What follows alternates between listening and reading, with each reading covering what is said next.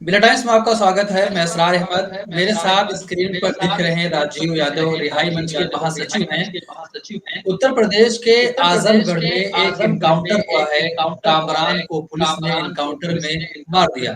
लेकिन अब उस एनकाउंटर पर कई सवाल खड़े हो रहे हैं। राजीव यादव हमारे साथ हैं, हम इस पर बातचीत करेंगे क्योंकि इन्होंने एक वीडियो के जरिए पुलिस प्रशासन पर एक बड़ा आरोप लगाया है कि जब कामरान की लाश उसके घर पर पहुंची तो उसके बॉडी पर कई चोट के निशान थे, उसके कंधे टूटे हुए थे, गोली लगी थी और उसके दोनों दांत आगे के टूटे हुए थे, जिससे संदेह हो रहा है कि पुलिस प्रशासन एनकाउंटर करने से पहले कामरान की पिटाई की है और कामरान की जबरदस्त पिटाई हुई, जिसकी वजह से कामरान की मौत हो गई। ये एनकाउंटर नहीं बल्कि हत्या है।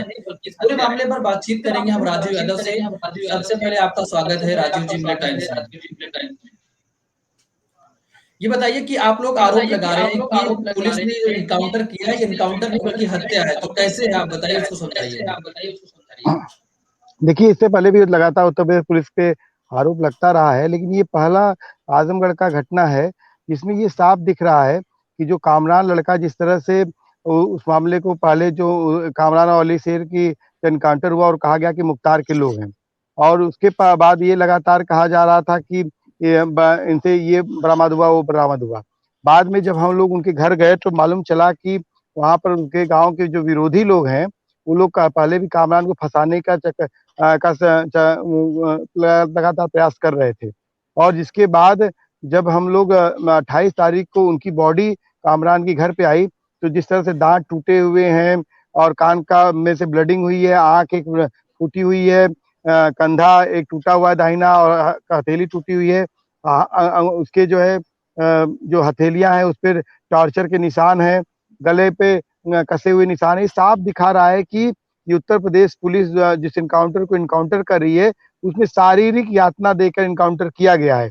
और जब हम अगर परिवारजनों का आरोप को जोड़ देते हैं कि उनके विरोधियों ने इसको अंजाम दिलवाया, मतलब एक तरफ उनके परिवार का आरोप है कि विरोधियों ने अंजाम दिलवाया, और उत्तर प्रदेश एसटीएफ का दावा है कि उसने इनकाउंटर बड़े पैमाने उसने इनकाउंटर किया। तो मतलब ये इनकाउंटर जो योगी आदित्यनाथ जो जो ठोक दो नीति के तहत कह रहे हैं, उसके योगी आदित्यनाथ की ठोक दो नीति ठेके पर इनकाउंटर ये किया गया है। और इस ठेके पे इनकाउंटर में एक गरीब आदमी की जान ले ली गई है, और आज अभी तक उसको पोस्टमार्टम रिपोर्ट नहीं दी गई है।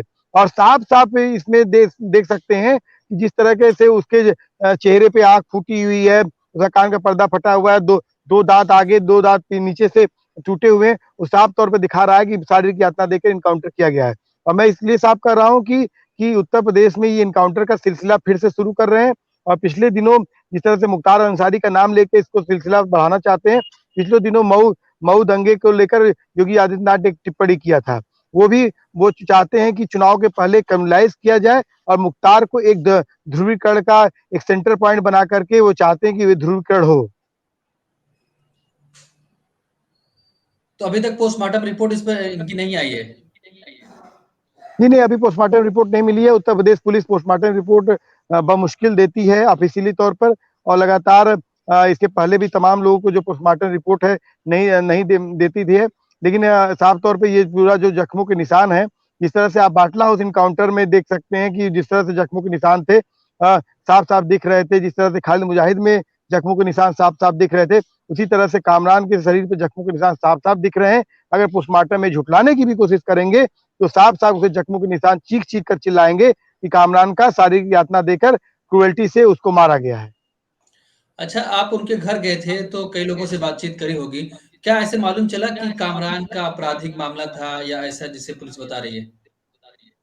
देखिए, कामरान का आपराधिक मामला क्या था कि गांजे के मामले में उसको जो है पिछले दिनों अरेस्ट किया गया था, और इसके बाद उसके अलावा उसके ऊपर कोई आरोप नहीं था। 25,000 का इनामी अपराधी कब घोषित कर दिया गया इसके परिवार वालों को नहीं मालूम है। और इसके अलावा प्रधानी के इलेक्शन में कुछ रंजिशें हुई थी आपस में, जो तनाव हुआ होता रहता है, और पिछले दिनों भी गांव में तनाव हुआ था। तो वो उनके घर वालों का साफ तौर पे कहना है, मैं फिर से उसी बात को दोहरा रहा हूँ, उनके घर वालों को साफ तौर पे कहना है कि जो गांव में जो आपसी रंजिश थी, जो कि चुनावी थी, थोड़ा आसपास के एक पट्टीदारी की रंजिश होती है, उसको इन लोगों ने पुलिस का इस्तेमाल करके उसको इस पूरे इनकाउंटर कह करके इस हत्या को अंजाम दिलवाया। अब कितनी साफ गोई से आप देख सकते हैं, अगर कोई किसी को किसी की हत्या करनी हो तो अगर हत्या करता है तो 302 का मुजरिम होगा।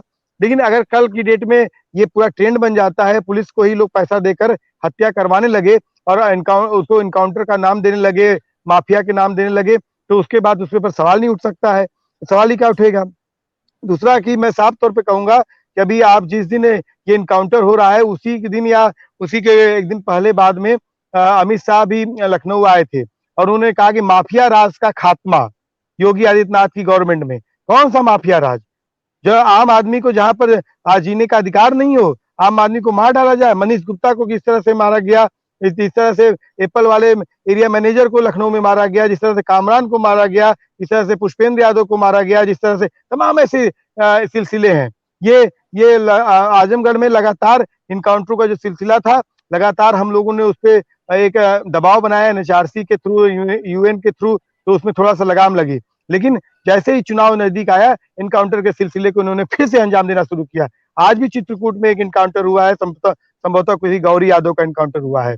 तो और एक दिन पहले भी अभी आजमगढ़ में भी दीदारगंज में जो है पशु तस्कर के नाम पर इनकाउंटर हुआ है। पशु तस्कर के नाम पर इनकाउंटर कर रहे हैं भाई, जैसे लग रहा है कि सोना की तस्करी हो रही है? उसमें गोली कहाँ मार रहे हैं? गोली सब गोली इनके घुटने के नीचे मारी जाती है। उत्तर प्रदेश में एक आंकड़ा है कि 8,500 इनकाउंटर का दावा करते हैं, जिसमें 1800 से ये मैं पुराना आंकड़ा बता रहा हूँ, 1800 से ज्यादा लोगों को पैरों में गोलियां मारी हैं। लगभग 153 के तकरीबन अब तक ये इनकाउंटर कर चुके हैं। आप पूरा का पूरा आंकड़ा उठा के देख लीजिए, उसमें सबसे बड़े पैमाने पर मुसलमान है, फिर दलित है, फिर ओबीसी है। क्या उत्तर प्रदेश में माफिया डान और अपराधी सिर्फ और सिर्फ दलित, ओबीसी, मुसलमान है? ये आप साफ साफ तौर पर बताता है कि ये आप चिन्हित करके एक धर्म विशेष को, एक जाति विशेष को आप टारगेट करके उसकी टारगेट किलिंग कर रहे हैं। ये एकदम एकदम सुपारी किलर की भूमिका में उत्तर प्रदेश पुलिस है। आप देख लीजिए, कई कई दरोगा को नाम सिंघम है, चुलबुल पांडे है। क्या क्या सिंघम, चुलबुल पांडे हम डेमोक्रेसी में चलाएंगे इस देश के शासन प्रशासन को, लैंड एंड ऑर्डर को? कि कोई ये फिल्मी सीरियल बन गया है जहां पर इंसान की जान लेना जो है एक खेल बन गया है, जहां पर सुपारी किलर की तरह जो है मुंबई फिल्मों की तरह सुपारी लेकर अब इनकाउंटर कर रहे हैं। कल की डेट में ये ट्रेंड बनेगा तो हर दूसरा आदमी, तीसरे आदमी को पैसा देकर पुलिस से गोली मरवा देगा। तो आप कहेंगे कि माफिया डान मारा गया है।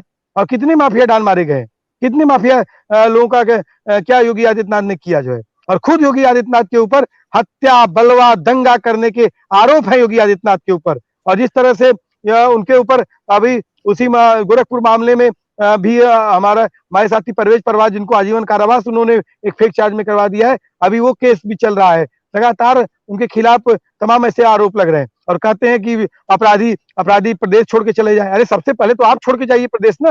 आप जो है, आपके ऊपर इतने मुकदमे पहले से दर्ज हैं, आप छोड़ के जाइए प्रदेश। अमित शाह जो तड़ी पार रह चुके हैं, वो आकर उत्तर प्रदेश में सीख दे रहे हैं कि माफिया राज का खात्मा। कौन तुम तो, आपको क्यों तड़ी पार किया गया था गुजरात से? कौन आप माफिया, आपको क्यों तड़ी पार किया गया था? हमने तड़ी पार किया था, आपको तड़ी पार किया गया था। अब इसीलिए तुम तो तड़ी पार थे। आप जो है इस तड़ी पार, जब इस देश का गृह मंत्री होगा और कोई हत्या, बलवा, दंगों का आरोपी देश के प्रधानमंत्री, मुख्यमंत्री होंगे तो क्या होगा? इसी तरह से होगा कि आम आदमी की जान को ली जाएगी जो है, और उसको कहा जाएगा कि इनकाउंटर जो है, जबकि वो हत्या है सीधे सीधे तौर पर। अच्छा, आपने एक फेसबुक लाइव किया था, वहां पर जहां इनकाउंटर हुआ, आप बता रहे हैं किसी जगह पर हुआ है, तो वहां पर आपको क्या देखने को मिला, थोड़ा उसको बताएंगे? देखिए, वहां पर हम गए तो वहां पर जो देखने को मिला, वहां पर ब्लड के कल जब रात में हमको मालूम चला, हम देर रात में पहुंचे जो है, तो हम आ नहीं पाए, तो रात में मालूम चला कि वहां पर ब्लड के निशान थे, वहां पर चप्पल था, वहां पर एक हाफ पैंट था, एक टी शर्ट था। तो लेकिन जब हम सुबह गए वहां पर उस स्पॉट पे, तो वहां पर सब कुछ भी नहीं था जो है। वहां पर क्या कहते हैं, ब्लड के जो जहाँ निशान थे वहां पर पानी डाल करके उसको मिटा दिया गया था। और क्या कहते हैं, वहां पर जो है जहां पर हाफ पैंट और टी शर्ट रखा था वो गायब हो चुका था, चप्पल गायब हो चुका था। हाँ, लेकिन पूरे खेत में आज भी आप चले जाइए, पूरे खेत में जो जूतों के निशान है, आज भी चले जाइए। आखिर में जूतों के निशान कहाँ से आए खेत में? कौन सा किसान खेती करते हुए जूता पहन के जाता है? कि इस देश का किसान तो आंदोलन कर रहा है इसी मुश्किल में दौर में जो है, खेत में किसान जूता पहन के जाता है। साफ तौर पर देखिए कि क्या कहते हैं, जूते के निशान उसमें है। और बगल का जो खेत था, जिसमें धान नहीं था, उस वाले बगल वाले खेत को कल रात देर रात में उसको जो है जुतवा दिया गया। आखिर कौन सी इतनी जल्दी थी कि उस खेत को जुतवा दिया गया? किसने जुतवा दिया है? तो ये पूरी की पूरी एक साजिश है, कॉन्स्पिरेसी है। इस कॉन्स्पिरेसी का शिकार कामरान और अली शेर दोनों हुए हैं।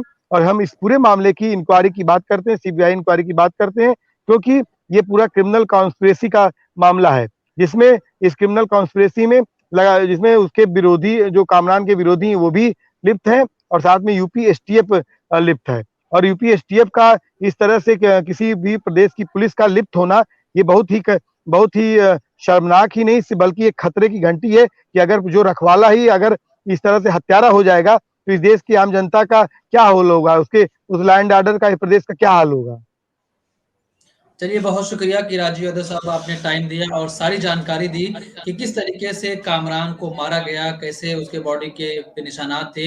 जो ये बता रहे हैं, चीख-चीख कर कह रहे हैं कि कामरान का एनकाउंटर नहीं हुआ है, बल्कि उसकी हत्या की गई है। अभी तक पोस्टमार्टम रिपोर्ट नहीं आई है। आप बताएँ कि पोस्टमार्टम रिपोर्ट दी भी नहीं जाती है और दी नहीं गई अभी तक।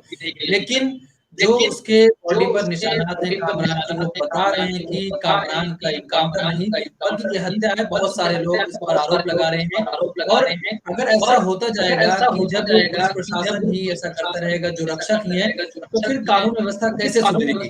लगातार मुख्यमंत्री जी कहते हैं कि राज्य से गुंडे भाग गए हैं, लेकिन ऐसी खबरें आती हैं डेली उत्तर प्रदेश से कि किसी को गोली मार दी जा रही है, किसी के साथ फिरौती हो रही है, किसी के साथ छीना-झपटी हो रही है। तो उत्तर प्रदेश में कानून का राज अब बाकी नहीं रहा है।